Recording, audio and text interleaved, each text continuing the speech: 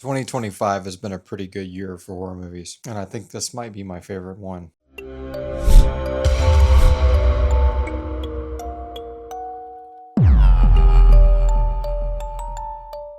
Weapons, written directed by Zach Kreger. I don't know. I might be saying his name wrong. It's the barbarian guy. It shows. This movie is phenomenal. Stars Julia Garner from Ozark fame, Thanos himself, Josh Brolin, and another Marvel alumni, Benedict Wong. That was a welcome surprise. Young Han Solo, Alden Ehrenreich is in this too. So we got a lot of Disney people in this not so Disney movie. But speaking of the kids, I think it's Kari Christopher, the kid in this movie that plays Alex. Man, he's great. He really encapsulates what it feels like to be a child. You know, like when you get around an adult or an older sibling or friends of older siblings or cousins that are like, hey, let's do this thing. And you know you shouldn't, but they're kind of in a more adult area than you are. This kid does a hell of a job um, with his role. I don't want to go into too many spoilers, but you'll see it when you see this movie. You need to see this movie. You need to see this movie. So this is one of those kind of movies where it shows a character's name and then we get their perspective, builds a little in the story. Then we see another character's name, we get that perspective, builds more on that story, and so on and so forth. I think there's 5 or 6 different point of view characters. So like if it was a book, each chapter would be that character's name and the story would develop further. The movie is shot really great. There's this part where one of the characters is walking through a liquor store and the camera is just like following her as she's like just trying to escape, it feels like. And then later on, she's in that same liquor store and the camera's following the front of her. So it feels like she's something's kind of creeping behind her, but we can't see it yet. Just little things like that. Amazing cinematography. So premise of the movie, a bunch of kids go missing at 2:17 in the morning. And I do appreciate that certain theaters have weapons being shown at 2:17. I think that's pretty cool. I don't know if it's in the morning or just in the afternoon, but either way, that's pretty fucking cool. All these kids go missing, and it's a mystery of why did they go missing, what happened. They're all from one teacher's class. And how it unfolds, I can't really get into without spoiling anything. But it's another one of these movies that you think you're watching a movie about a certain thing, and then it turns into a completely different genre film. I don't mean like horror genre versus drama.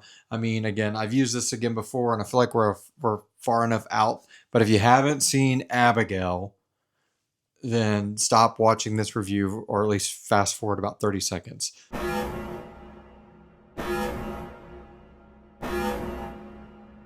So Abigail is a movie. You start off, you think it's a kidnapped girl, and the girl turns out to be a vampire, and then it turns into a vampire movie. This movie, there's no vampires in it. I'll go ahead and spoil that. Not a vampire movie. Go see Sinners if you want a vampire movie from this year. There is a point in this movie where you're like, oh, it's not that kind of paranormal, or it's not that kind of situation, or it's not that kind of creature. It's this. And I was genuinely impressed by it. And I should have known, based off of the way Barbarian was, that a twist like this was coming. How do I dance around this? Realistic horror. You know, it's just a very realistic horror story. And an amazing one at that. How and why the kids go missing is answered. And that mystery is what drives the story. But the characters are, I should say, that mystery is the direction that the story's going, the road.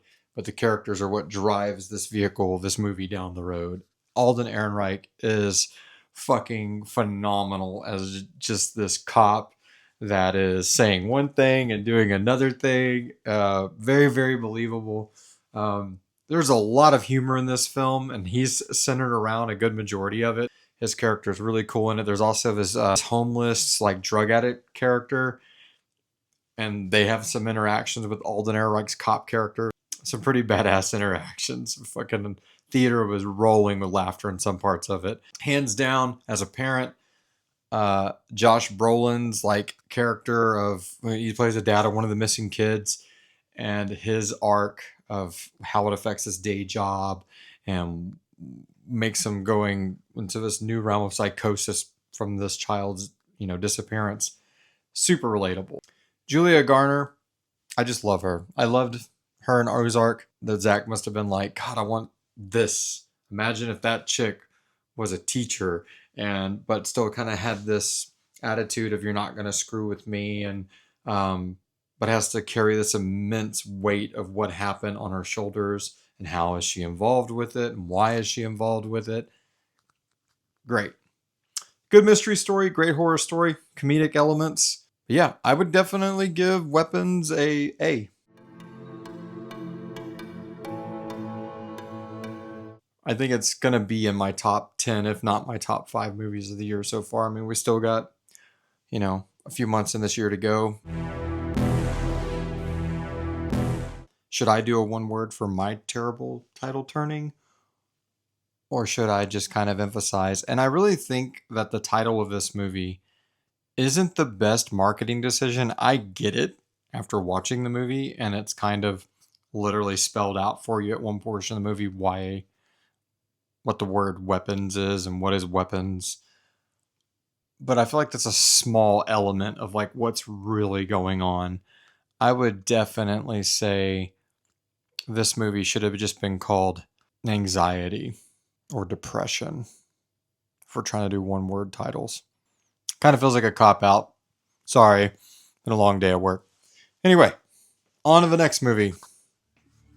Whenever or whatever that may be. Soon.